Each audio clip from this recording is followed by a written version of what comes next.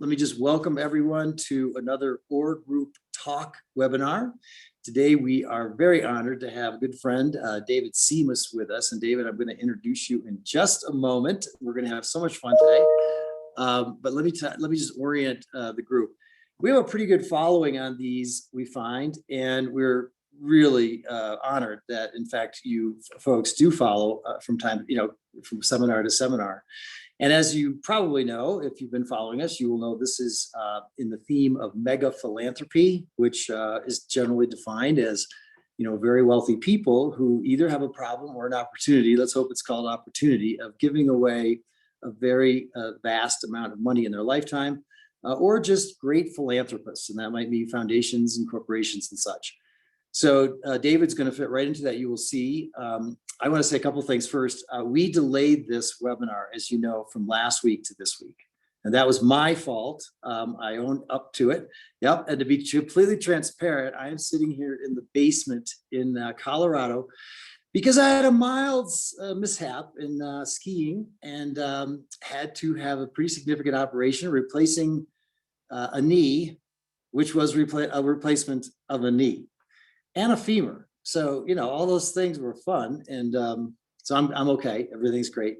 And I brought a prop just to convince you that I am in Colorado. Who would wear this anywhere but Colorado? David, it is an authentic Stetson.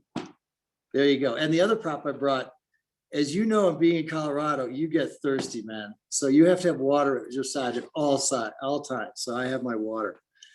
So there you have it. I just thought I would make sure that I was telling the truth. So, David, I want to introduce you in 1 second. I want to make sure everyone's aware, I think you probably are, that we've done a few of these, and you can see our previous webinar talks on the Orr Group website. There's a couple of really good ones. I think I did David Rubenstein and Dick Marriott. Amazed that they were willing to participate and just delighted. They were terrific, very revealing. Lots of really interesting things came out of it. I've been encouraging all of our senior folks at Orr Group to do these things, and Craig Shelley is doing them regularly. He did a really great one with Chuck Harris. A lot of people know who's at Blue Meridian, has raised over $2 billion and is now giving that money away in a mega fashion. And then CJ Orr did a terrific interview with our client and friend, Cheryl Dorsey, who's the CEO of Echoing Green. And she's not only doing terrific work, but in the area of mega philanthropy, she has just done phenomenal work around racial equity and other issues.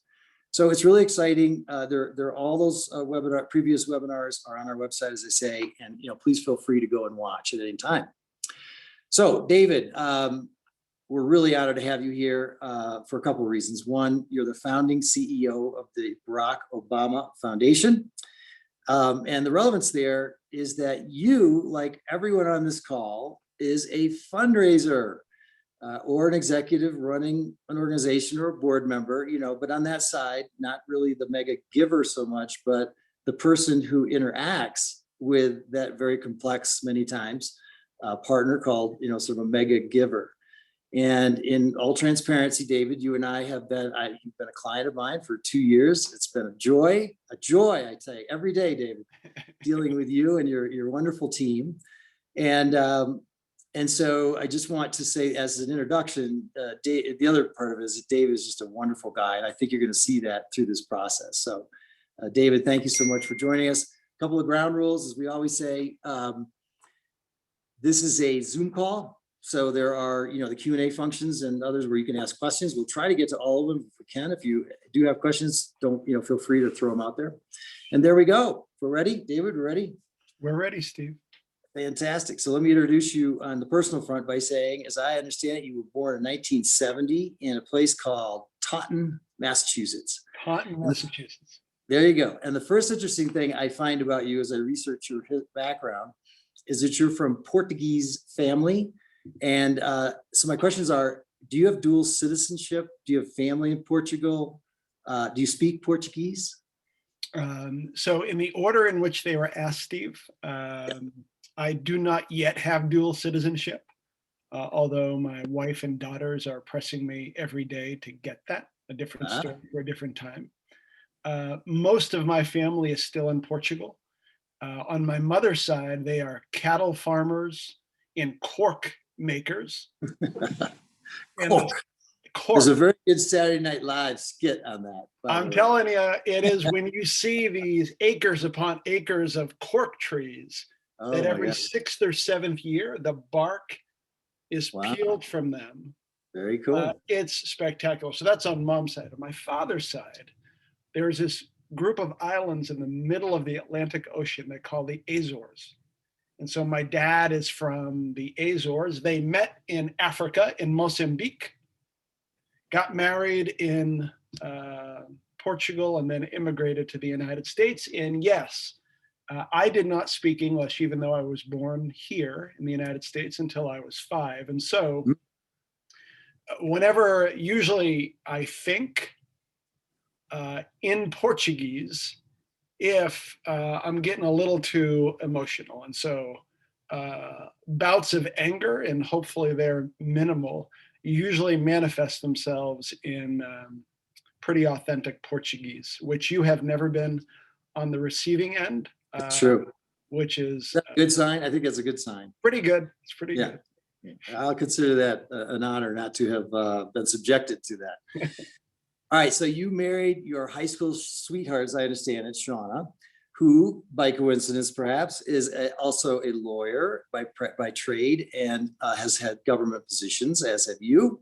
You have 2 beautiful girls, as I understand it. One is at Columbia and the other at Sidwell Friends in DC. And surprised to me when we talked the other day is that you still live in DC, because every time I see you on Zoom or when I visit you, used to visit you all the time, it was in Chicago. So how's that working out? It's got a home in Chicago, home in DC. Because of the pandemic, we were able to Zoom to school from Chicago, but now that they're beginning to open up school for my daughter at Sidwell, we're here in Great. DC. And so, it's been 12 years of an Obama nomadic journey where my 15-year-old has essentially lived in 8 different homes for the first 15 years of her life, which on the one hand makes her amazingly adaptable. But on the other hand, it's good to have roots someplace. And so hopefully we're stable for a little bit. Cool. You went to Stonehill College and then you got your JD at Boston College in 1995. Congratulations. That's a great place. Your career in a nutshell. You practice, I don't want to minimize it, David, but you practiced law for several years in Massachusetts. You worked for Senator Edward Kennedy in his office in 1989, as I understand it. In 1990, you were actually elected to the school board in Taunton. And then you became the president of that school board. Good for you. And then moved to the mayor's office. And then you cut your political teeth by being elected in 2004. Do I have that right? And then joined the Massachusetts Governor's Deval Patrick's office in 2007. I may have screwed up some of the sequencing in there, but you were elected. I think that was the impact. Yeah. You were pursuing a political career. You ended up in Deval's office. Is that all correct? Yeah. No, I ran for office, school board, city council, county office. Wow. Then met Deval, and frankly, Steve, whatever, and we'll get into this just about fundraising, but in those political years running for office, when I ran for office for school board the first time, my mom and I knocked on 4,000 doors. Good She for you. took one side of the street, I took the other. I probably had 800 to 900 conversations, and maybe 5 people asked me about policy. Everybody else, hundreds of conversations. Where'd you grow up? Where do you go to school? Where'd you go to church? What are your parents doing? And it annoyed me at first that, look, I prepared, I've got this platform, I've got these positions, these issues, and no one cares. Why? Because they're trying to make a connection with you to see whether or not something as important to them as the agency and trust they're giving to someone around schools, that there is a person here that they can make a connection with. And that, I don't even know that it's an insight, but that discipline became the foundation of both my political life and then my philanthropic life after. So Deval Patrick, I think, was close to Barack Obama. How did you, David, end up in the White House? So Deval Patrick was the governor of Massachusetts. His chief strategist was a guy named David Axelrod. Barack Obama wins the presidency. I say to Governor Patrick, I would love to serve in any way the new administration. Unbeknownst to me, he calls his friend David Axelrod. The day before the inaugural in 2009, my flip phone rings. I answer it, and there's a guy who purports to be David Axelrod on the other end of the line. I replied, yeah, right, I'm Barack Obama. Yeah. He said, no, you're not. I said, I swear. And I said, why are you calling? He said, I'm looking for a deputy. Deval Patrick says that you've got some capability, so I'd like to meet you. 48 hours later, Steve, the day after the inaugural, I'm walking through the gates of the West Wing into the West Wing lobby. I see Chief Justice Roberts walk by because he just re-administered the oath because they messed it up the first time. And I spent 2 hours interviewing with David Axelrod. He walks me out of his office, which is adjacent to the Oval, and this is now 7:30 at night, walks me into the Oval. President is gone for the night. I'm standing, it's like out of a movie or the West Wing. I am standing on the Eagle in the middle of that floor, and as God is my witness, Steve, all I could think about were my Portuguese immigrant parents. Nice. That how can it be that two folks with a 4th grade education who come to a country with nothing sacrifice and build, that their son 40 years later is standing there with the opportunity to serve the president. A week later, David Axelrod called, offered me the job. And Nice. that's how I won that lottery. And that's why I'm one of the luckiest people. So you did not know Barack before that time? Okay. So David, I mean, I've observed you now over the last 2 years, and I know from reputation that you and he are quite close personally, because you were in there a long time and you ended up, as I understand it, into the second election, the director of research, and then you became the Democratic, liaison between officials and the president. And he really listened to you carefully. I know that. I mean, I heard that before I met you. So arguably, our former president is one of the most influential people on this globe, both during his presidency and still hangs on to that. So as a person who worked for him, but then became close, how did you personally affect the outcome of decisions or processes? How did you deal with all that? I knew what my lane was and what my portfolio was and would not presume anything beyond that.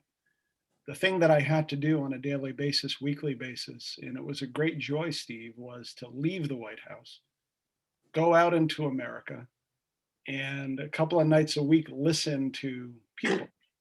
And so I probably listened to 1,200 individual focus groups, 5,000 to 7,000 people.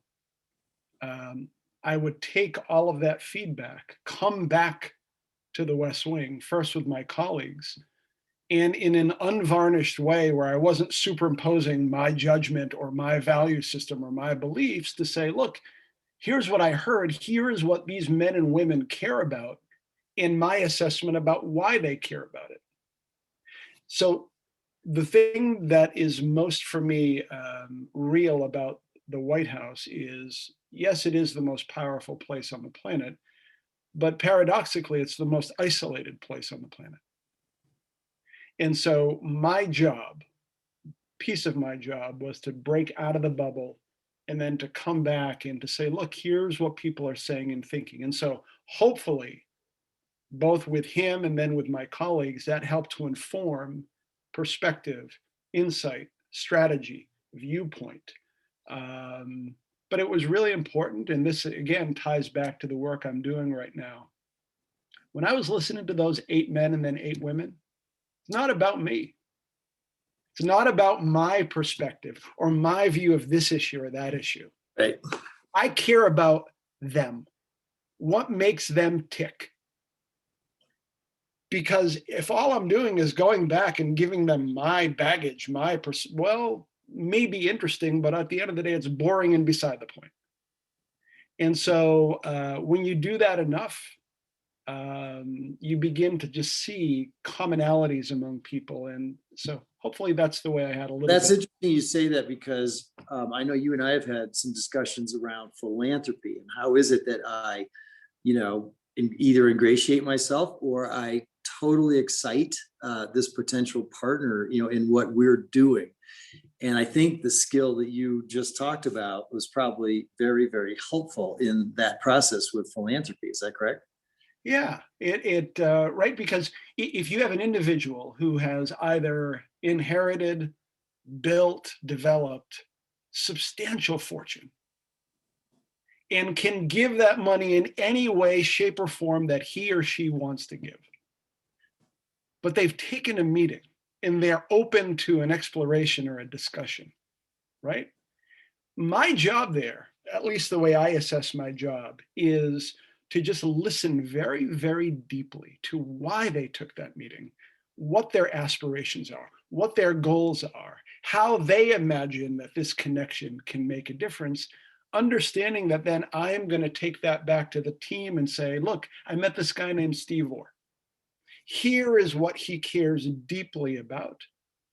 What can we now develop and craft that aligns his vision, his aspiration, his dreams with what we are developing? And so, you can get a gift from someone as a baseline just on maybe what you do, but unless you, in my opinion, make that, it's beyond an emotional connection. It's like this Right. aspirational connection around an opportunity that the two of us now have to create something bigger than us.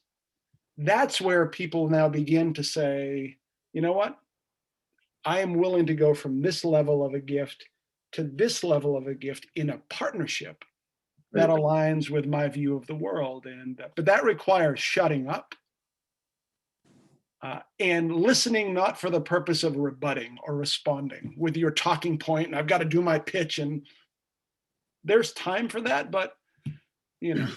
And what you said earlier about knocking on 4,000 doors, and shocker, they don't really care about your position. They care about, do they like you at the end of the day, really? So it's that personal, rapport that you create, which we both know is so vitally important in philanthropy. But that weaves into now, by the way, for the audience, I'm getting close to the Obama Foundation. We'll get there in a second.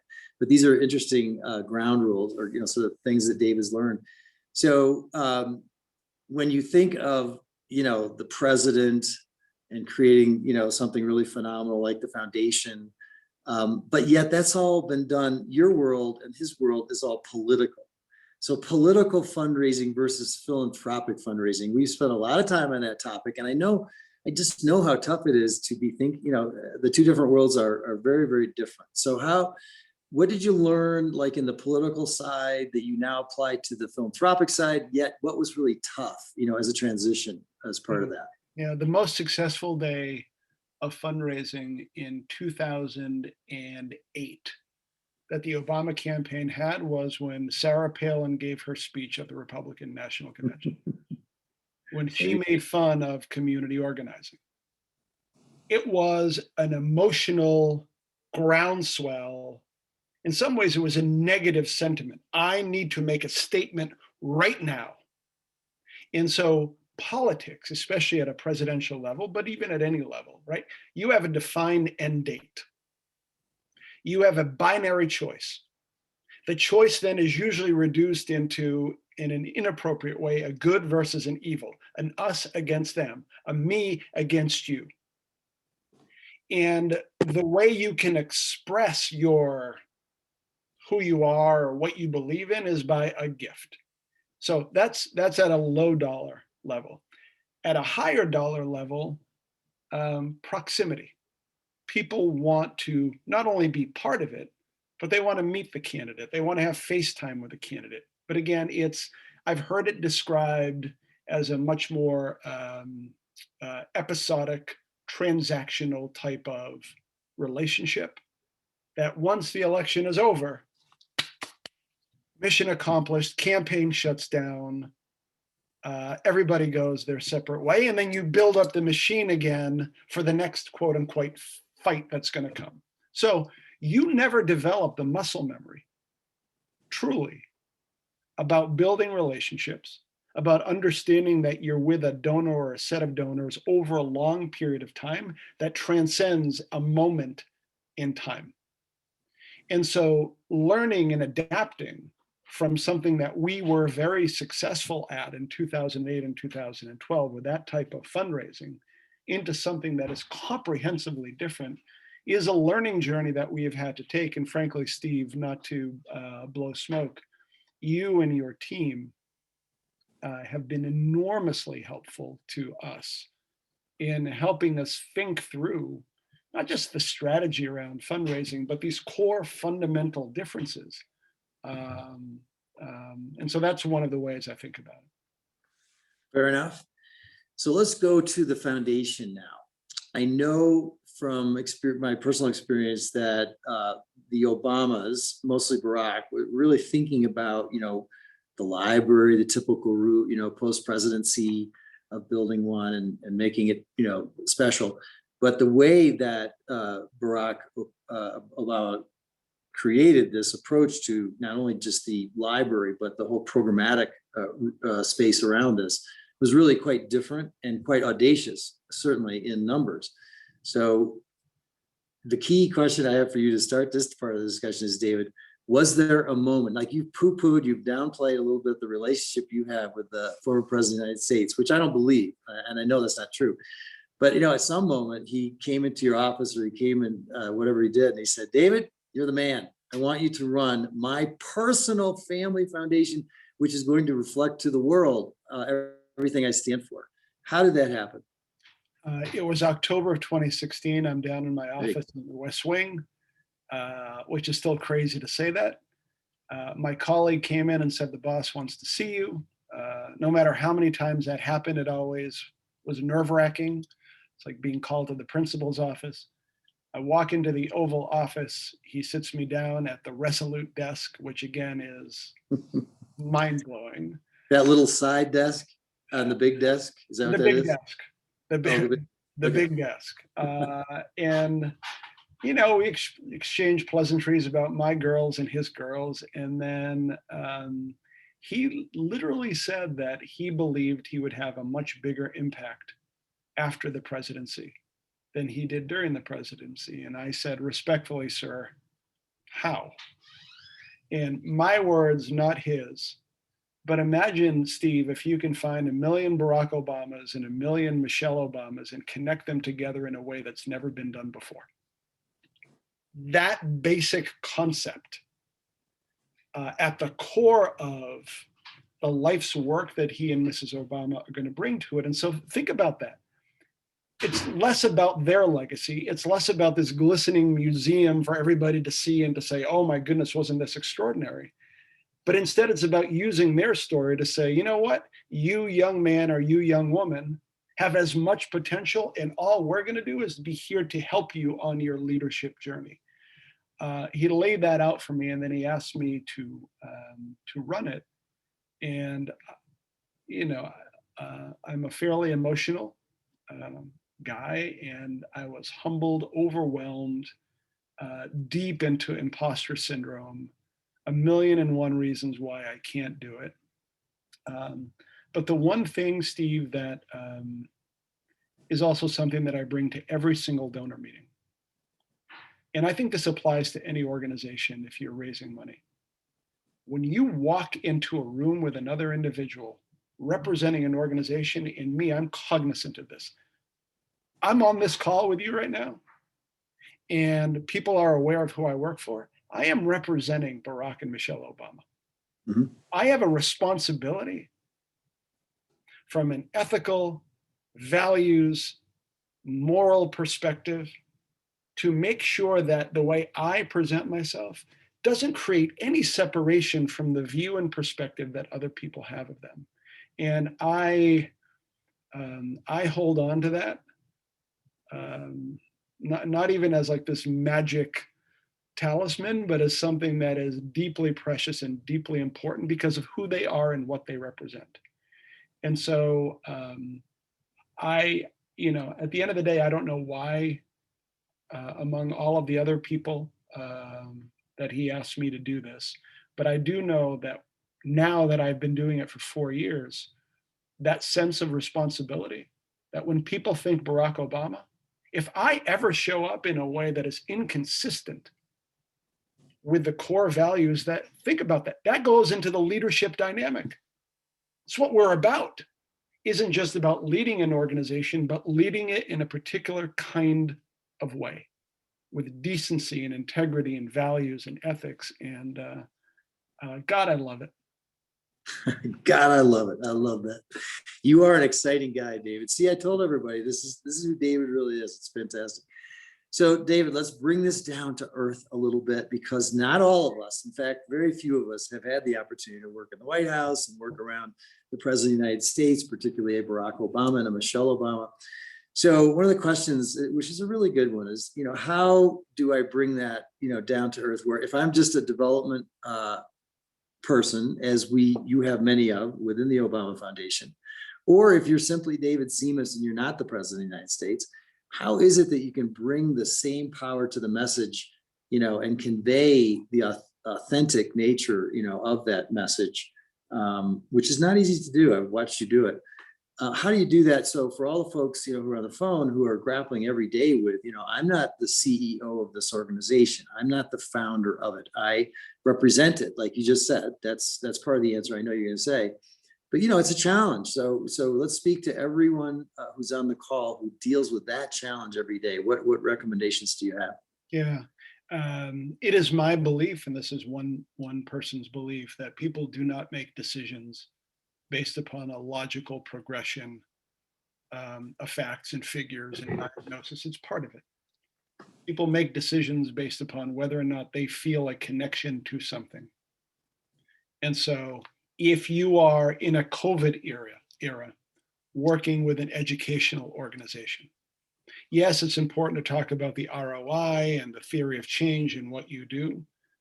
But my approach has always been to talk about that young man or woman who is tuning in for the 8th or 7th or 6th hour of a Zoom call while the parents are trying to do A, B, C, or D, and they are lacking this support and lacking this and lacking that, and tying it somehow into that donor's experience of being a parent or a grandparent or an uncle or an aunt. And so the personalization of everything is essential. How do you get into essentially the heart and the aspiration of that donor? And so if you're working with poverty organizations, education organizations, justice organizations, we tell all of our fundraisers that they have a story, they have a personal story. And this is also part of our leadership program that we do with all of our leaders. I want to hear what makes you tick. I don't want to hear your resume. I want to hear your story of why. And if you can convey that story of why to people and then tie it to what you're raising around, you're further down the field than just about anybody else. Steve, I said that my parents have 4th grade education. When my mother came to the United States and I was 3, she lost 2 fingers in a factory accident where she was making forks and spoons and knives. I read that, yeah. And when you're an immigrant with a 4th grade education, all you have is your back and your hands. Right. But what I learned there is that all of a sudden my aunts, my uncles, my neighbors, my family friends were there to help and support my family. And so 40 years later, when I'm walking into the West Wing of the White House, my story isn't this transcendent brilliance of this guy walking in to serve the president. My story is, you know what? When I fell and my family fell, someone was there to lift us up. This is a responsibility we have. That's my personal story. Full stop. How can you tailor that? There's an education story there. If I'm raising there, there's a justice story. There's an immigrants' rights story. There is an economic opportunity story. And so I would urge all of the fundraisers on this call in what you do and the ones that you hire, to take the time to have them as your representatives develop whatever that story is in a way that can be authentically, not BS, authentically tailored to what you're doing. Because what, you've got 10, 15, 20 minutes, half an hour with someone who's very, very busy, who's giving you the time to meet. Another question, David, that I'm reading off the screen here, and it's a little off on a tangent, but it's pretty close. A lot of us deal in this industry, and you do too at the Obama Foundation, because I see it, with people who are in development, so short tenured, and all the stuff you're talking about in terms of building a relationship and, the stewardship piece and sticking with it and understanding your subject matter really well. That is so hard in this field because we have such enormous turnover. So on that topic, it's a little more gritty, but do you have, what's been your experience and what do you recommend?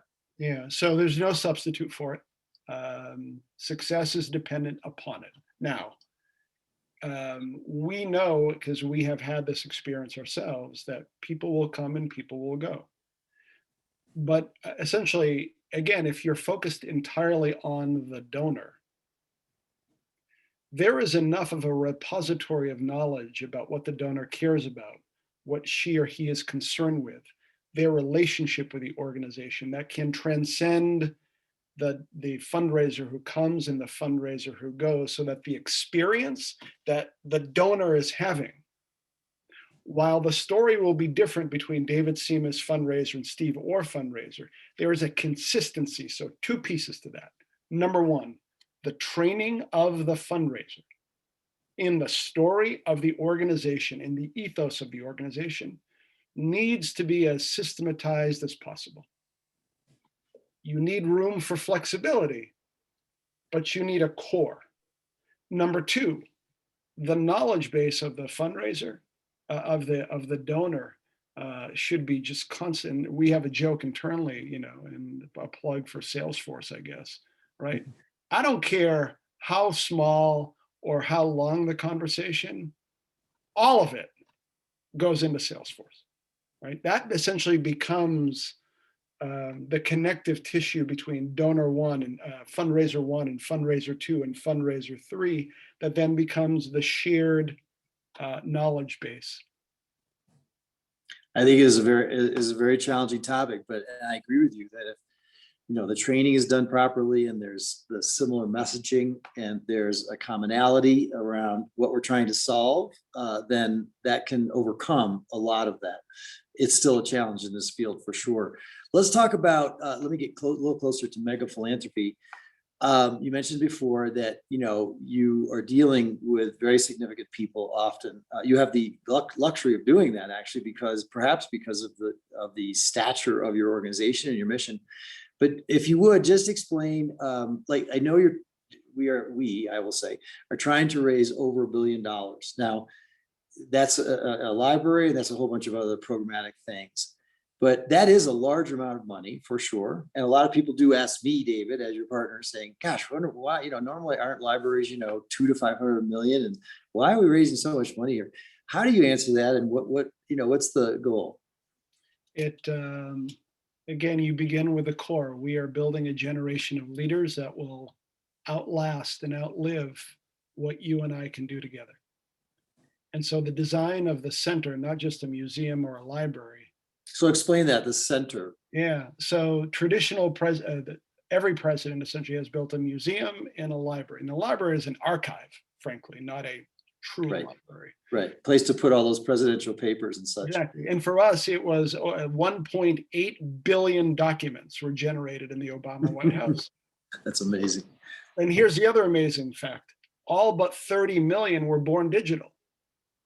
So we said, why build a 80,000 square foot archive? Let's digitize everything and be done with it. Those days are gone, right? And so what the president and Mrs. Obama said was, look, we don't want a monument or a mausoleum. We know what the mission is around the next generation of leaders. So let's build the entire place as a way to generate and connect this new generation of leaders. And so the museum is about inspiring people. So Steve, you come with your family. Before you arrive, you're going to get an app that you download and you say, look, I care deeply about education. When you go through the museum, you'll have a curated journey with a focus on education. When you leave, you'll get an email, a phone call, or a text that says, Steve, thank you for coming. You said you cared about education. In your community, here are 3 organizations and 2 Obama leaders who are doing work on education. Let's get to work. So all Nice. of a sudden, you turn a museum not into a backwards looking thing, but into a forwards looking driver of activity. So everything is integrated at the campus, both for the visitor experience, but also to bring our leaders together. So it is a university for social good and for social change. And that's really the way I would say it's a center, and it is a university campus of sorts. So it's really a much grander scale than what other presidents have decided to do. So, and you know, the Obamas have a long time to go. They have a lot of work they can do, as you said, during the course. So this facility will empower a lot of that. So it's pretty interesting stuff. Also, I would say on location, because I've actually walked the site. The Jackson, I think it's called the Jackson Park. Is that the official name? Yeah. It's just south of the University Illinois Institute of Technology, and it's just east of University of Chicago. So it's really in an unbelievable part of Chicago. I mean, it's just, yeah, amazing. Steve, it's on the, for those of you watching who have not read the book Devil in the White City about the Chicago World's Fair of 1893, it is on the grounds of the Chicago World's Fair. And one of the things that, think about this, 45% of kids growing up in Chicago, mostly African-American and Hispanic, have never seen Lake Michigan, have never been to Lake Michigan. And so it was so important for the Obamas to make sure that this place was on a site where they knew young people would come. And as you rise to the top of the museum tower, and most of it is free, when you get up 240 feet high in the sky, and imagine being a 15-year-old kid from the south side of Chicago that just was exposed to this story and inspired, you get the most spectacular views of Jackson Park, of Lake Michigan, of the Chicago skyline, and you're asked to imagine what your life can be. But here's what really gets me. When you turn around, you're looking back at the south side and the west side. You've got a responsibility to your community and to where you're from, even while you dream of where you're going. So even the design of the place is meant that way. It is. It's pretty epic stuff. And you're close to breaking ground, I think, right? We announced last week or 2 weeks ago that groundbreaking will be in 2021. So it'll be this year, and then it'll be a 40 some odd month construction project on 20 acres. And so we got that going. We've developed a leadership program in Africa and Asia and Europe. And this year we bring it to the United States. And so a lot to do. So one of the questions I'm getting from a good friend who I will remain nameless, but she's asking the question, which we all have asked for the last 12 months, is what changes have you made to your approach or to the way in which you're seeking funding specifically because of COVID? Has that changed much of what your focus has been? Again, good credit to you and your team and the groundwork that you helped to lay with us. And so programmatically, we've gone all virtual. Organizationally, everybody is virtual. We shut down the office in Washington, Chicago, and New York. But it turns out we had one of our most successful years fundraising last year. Why? Number one, we stood up regional councils across the country, a council in Northern California, a council in Chicago. We're about to stand up a council in New York and in Texas. In the relationships that these individuals have with people in their communities, I don't need to be in the room. They already have a relationship. Number two, our board members, and we are blessed with this enormous and wonderful board of people with great capacity and relationships. They have done the same thing. The third thing, and I don't know, Steve, whether or not it was COVID, the election, all of those things put together, is there was such a hunger because things were so bad. And it was hard to see in the depths of that to have hope, that people were just ready and willing to hear a message, even via Zoom, that, you know what, you can be focused on an election, you can be focused on this pandemic or that pandemic, but here's the reality. Unless we take the time to build a network of leaders in the United States around these core issues, we're going to be back here again and again and again. And this is your opportunity, not just to take care of the problems you have right now, but to lay the foundation for what comes. And people were primed for that aspiration and hope. David, one of the big questions always around mega philanthropy is, I know who they are. I can see them on a list. They've signed a giving pledge. Why and how? Why can't I do what others do and, get in front of them? I in theory am, doing in our mission exactly what they want to fund. Now, you've been very, very successful getting in front of mega philanthropists, not always, turn into funders, but you have a very high ratio of actually that happening. So what would it be used, as, well, really, but let's get to the tactics. What do you use? Like, how do you get the meeting? How do you, you've talked a lot about the philosophy and, how you pitch it and the relationship that you create. But let's go tactical now. How do you actually get in the door? Yeah, so breaking it down and doing it quickly. Prospect research team, the identification. Who are these people? What do we know about people who may be interested in what we are doing? That's translatable for any type of organization. Essentially, that becomes your central database. Once the database is then set, a division among the frontline fundraisers and others to say, okay, this person is interesting, this person is interesting, and then relationship mapping. Board member, do you know Steve Orr? Do you have a relationship with Steve? Hopefully not, because Right, that's exactly. not gonna get you anywhere, but go ahead. Disqualifier, right? If there is a person with a personal relationship, instead of the fundraiser reaching out, the person with a personal relationship, a note, a phone call, I'm related to this organization, they're doing good work, would you be open to a meeting? Even if the person, the mega philanthropist receiving the call, may not have an interest necessarily in what you're doing, they have an interest in the relationship they have with the person who sent the note.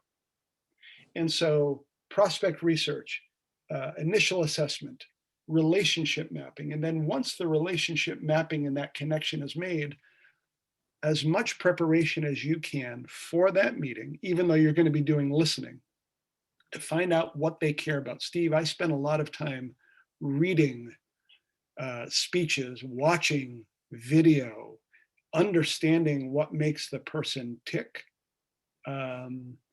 so that I can learn as much about them as possible. And again, I'm going to be on receiving mode, but that's not possible without essentially all of that preparatory work that was done. And that applies. I sit on boards for small nonprofits in Chicago. We do the same thing. It is the same nuts and bolts. And the thing that is the most transformative is when we can do the relationship map to connect people. Yeah, and you and I spoke over the weekend, about wanting to make sure that this is just not all about, Obama's and, big picture stuff. And I think what you just said is 100% right on, that this is applicable to any development process. The process is pretty much the same. The tactics are pretty much the same. They'll be at different levels. They may not be, probably not always dealing with a mega philanthropist. And obviously, because of what you are and what your mission is, you have more access, to those type of folks than others would have naturally. But that doesn't mean any organization can't reach for that and achieve that if properly, thought through. Now you brought up, one of the basic tactics was finding a relationship. We all know that's true. Now, you've been 4 years into this, and I presume that the board was basically formed over that time. When we came 2 years ago, the board was pretty much set, and you may have had a plus or minus, a couple, but it's pretty much intact. So unlike most sort of startup boards of directors, you have not had to go through. You must have chosen very wisely. I know they are. You did choose very wisely. So how did you go about that? And did you do that with it in mind of what you just said, that we're looking for those who have relationships and networks and such? Yeah, the president and Mrs. Obama were very deliberate initially. When you think about the initial board, the first group of people, not just a good relationship and a deep relationship with the Obamas, but subject matter expertise and networks in ways that mattered. So if we know we're going to build a massive campus on the south side of Chicago, what are the types of experiences, relationships, and context that's required for people to navigate what that brings? It's invaluable to have a board who's been through something like this before. And so you can say, look, we're running into this obstacle or that obstacle. What can we do about it? We knew we needed to raise a lot of money. Who are people that are philanthropists, but also have deep networks of people who are so bought into the mission that they're willing to ask? And so, again, bringing it back to the boards that I sit on myself, it's the same approach. The value that I can bring to a local board depends upon what they have asked me to do. For one board, it's about opening up networks of people that they know that I have access to, given the experience I have. That's what I do. For another board, it's because I was in a message development, opinion research perspective, and that's something that's important to them right now. That's what I bring to the table. And so being crystal clear and disciplined about, over the next 5 to 10 years, what are the main needs that this organization is going to have? And as I am building a board, how does a precious spot on that board advance the strategic needs that I have? If it's fundraising, that's path one. If it's something like a big capital project, that's a very, very different path with some overlap. But so. Yeah, and this is a bit nitty gritty, and I think I already know the answer because we work with you, but what we always advise to boards of directors, whether they're startups or existing, that there be things like give and get standards, and expectations are made very clear. I mean, if you're a program expert, then that's your lane. If you're a fundraising networker kind of person, that's your lane. And we want to try to be real specific with you about setting goals and such. Do you do that? Yeah, we sure do, and we do yearly overviews with each board member, where we sit down with them and we essentially craft an agreement, a plan for the year. Here's fundraising. How can you participate? How can you engage? Here's programming. I love that. Participate. How can you engage? Here are the committees that you serve on. Do you have a different interest? Is this consistent with what you want? How can you participate and engage?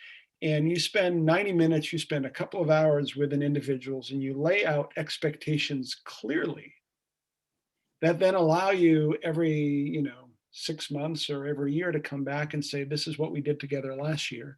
Here are the expectations.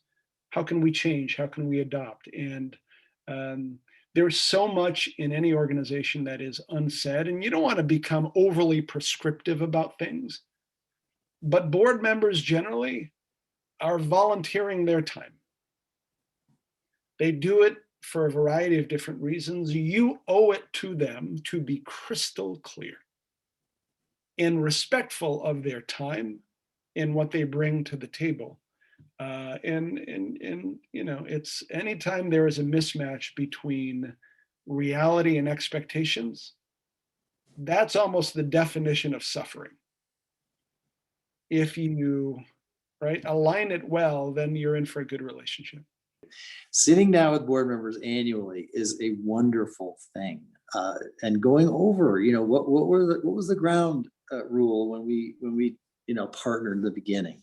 Did we fulfill that? And that's okay, we didn't. So this year's coming up as a new year. How can we work together? What's the expectation money wise? What's the expectation programmatic? Are you helping us recruit other board members? Those things are wonderful, and those conversations are open. And I promise you, David, and you're saying the same thing, these board members appreciate that openness. Yeah, no question. On programming, David, there's a question here, and it is a huge question. maybe you want to reflect on what you're doing in Obama, or maybe just have general views. The virtual nature of what we're all doing in life right now, and in our work. On programming fronts, do you see, the virtuality of this extending well beyond COVID? So for us, we essentially planned for 2021, no matter what happens with COVID vaccines, as a complete virtual approach. The second thing that we've done, partially in reflecting on COVID, but also as a matter of scale, is to say we could only in person train X number of people. But if we have this asset, which is the brand, how can we build a digital ecosystem that essentially allows millions of people? And so that's COVID has, I think, accelerated our investment in the virtual digital first approach to what we do. I got to tell you, though, there's no substitution. We do this exercise, and I'll be very quick because we're short on time, where two of our leaders, no matter where they're from, sit across from each other in person, eye to eye, knee to knee, exchange a story about who they are. Then the other person stands up in front of the room of people and gives the other person's story in the first person. Watching the reaction in this exchange of empathy, in a connection that a human being has with one another, across difference, across idea, and across of ideology, is powerful. I have yet to see that done in a good way, strike that, in a way that is as good as when you do it in person. And so we can't wait to go back to an in-person breaking of bread and sharing stories with people. But for now, this Here. will do. I have a question I'm going to make it not selfish, but it's in my lane, which is, you have used as an organization a lot of different types of consultants. And, there's a growing sense for sure of outsourcing is a good thing for various parts of the organization. But, and then there are those who still hold on to, like, no, I wouldn't do that, particularly with relationships and such. But where do you come out? I mean, you've had 4 years of experience now working with a vast number of different types of consultants. How do you come out on that? So we are very rigorous on the front end to do an assessment of, is this something that can be done in-house? If yes, what are the trade-offs? What do they have to drop in order to do it? If they are dropping something, is it worth what we are picking up in exchange for what we dropped? And so it is, Steve, it is a clinical, as much as we possibly can be, trade-off scenario. In the event that the thing that we want to have done can't be done for a variety of different reasons by the person in-house, then we have to go out. When we go out, only thing I care about, and it's hard, but essentially is, do these people embody and personify the Obama way? Because if we're going to bring them under contract, yes, there is an exchange of goods and services by and between the Obama Foundation and the vendor. But at the end of the day, every organization has a reputation and has a brand. And you need to make sure that that is completely aligned. And so those are the two things essentially that we balance for. And then the final piece of that is around the consultant, the clinical assessment of discrete, time-bound job constructed in that kind of way, with expectations being clear, or a longer term, open and more flexible relationship, because then the approach and the management internally has to be fundamentally different. And so we spend a lot of time thinking about the initial determination, the mix, the management that's required, and then the relationship. Yep. Sometimes we do it well, and other times we don't. Well, as you can imagine, it's an issue we work with very frequently. Okay, we're just about at 3:00. David, any issues that we haven't touched on that you would just want to advance to this group? The only thing that I just want to say to you, Steve, and to your team, I just want to thank you for what you have done and the way you have done your work. And then for everyone on the call, as someone who walked into that building at 1600 Pennsylvania Avenue every day for 8 years, and I didn't enter as a Democrat or as a progressive, but as a son of 2 Portuguese immigrants. The nonprofit sector in this country is more essential than ever, and here's why. I used to do politics, and unfortunately, we are now blue against red, us against them, me against you. We have an economic system that is increasingly a zero-sum, profit at all costs, short-term thinking. And so when 2 of the 3 legs of the stool of any community, one is riven by this tribal dynamic, the other increasingly is focused on maximizing something that usually isn't thinking about a community. The one piece of the stool that's left to really think about building community is in the not-for-profit sector. And so even as you're doing your work for the things that you care about, please be mindful of the central role that you play in a community. And I just thank you all deeply for what you do and how you do it. Yeah, David, I hope everyone's convinced now that what I said up front is that you're a good guy and a really fun. You're a hard worker, really productive person to work with. We enjoy it greatly. Thank you for those wonderful comments. And thank you really for joining us today. Let me just pitch next week. The Orr Group Talks will be with the ACLU, Kaboom, Teach for America, be moderated by my friend and colleague, Craig Shelley. The day and time I'm not going to put out there because I might make a mistake. I'm guessing it's a week from today, but you will get emails from us and such. So we really appreciate everyone participating, not only in this one, but in the series that we've been doing. If you have suggestions for us of things you'd like to hear about, topics, or people you'd like to hear from, we are expanding our network of people like David Simas and enjoy it tremendously. So David, thank you very much. Get out like all of us are starting to do, maybe as we get these vaccines. And thank you. Thank you for your participation, everybody. Take care. Have a good day. Bye-bye.